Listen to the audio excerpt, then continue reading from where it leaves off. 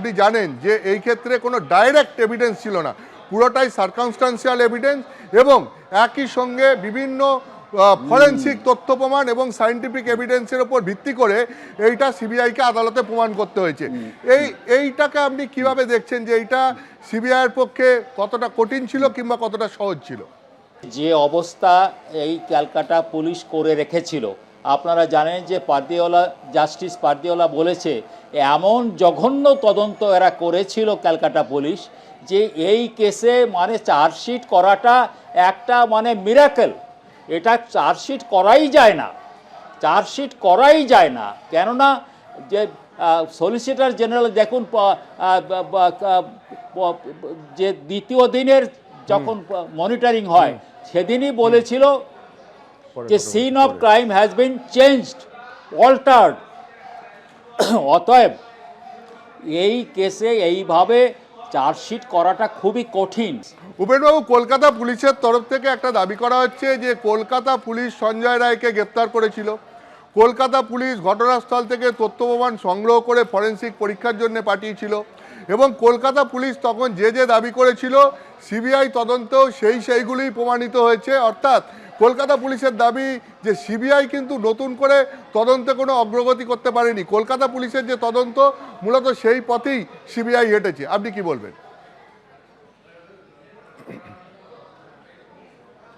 না, সম্পূর্ণ এই কথা সঠিক নয়।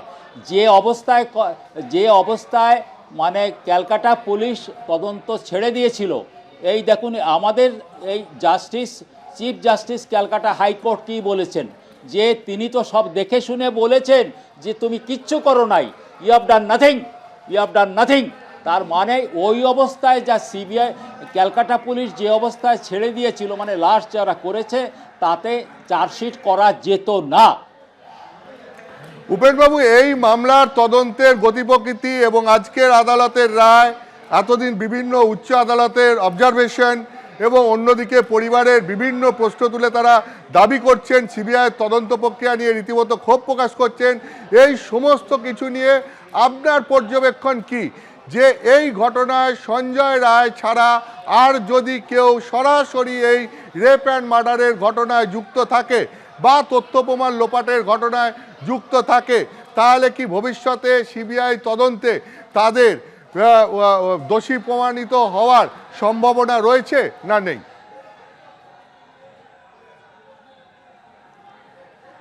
দেখুন, আমি যেটুকুন মানে এই কেসের যে রিসার্চ করেছি এবং সুপ্রিম কোর্ট যে সমস্ত কথা বলেছেন এবং লাস্ট তারা যা বলেছে এবং এই চার্জশিটে যা বলা হয়েছে, আমি বললাম 16.29-এ, তাতে আমি হোপফুল যে সিবিআই তদন্ত করে এই রেপ অ্যান্ড মার্ডার কেসে আরও অন্য লোককে চার্জশিট করা হবে। তা যদি না করা হয় তাহলে আমি বলবো যে সিবিআই তার কাজ সেইভাবে করা হয়নি।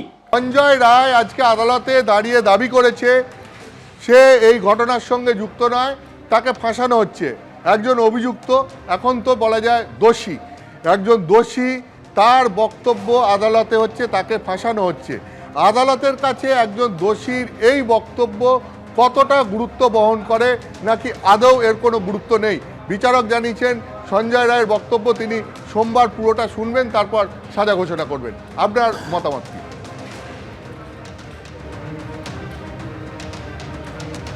দেখুন, যে এখানে তাকে আদালত তাকে মনে করেছে এই কেসের মধ্যে তার ইনভলভমেন্ট আছে, কিন্তু কতটুকুন আছে এটা কিন্তু আসামিরা কি করে সম্পূর্ণ বলে না, কিছুটা নিজের মধ্যে রাখে আর কিছুটা আবার রাখে না। অতএব আমি মনে করি কি যে যেটুকুন ও বলেছে সেটা সম্পূর্ণ সত্য নয়, কিন্তু এ কথা ঠিক নয় যে ও যা বলেছে ওটা একেবারে সম্পূর্ণ অসত্য, এটাও ঠিক না।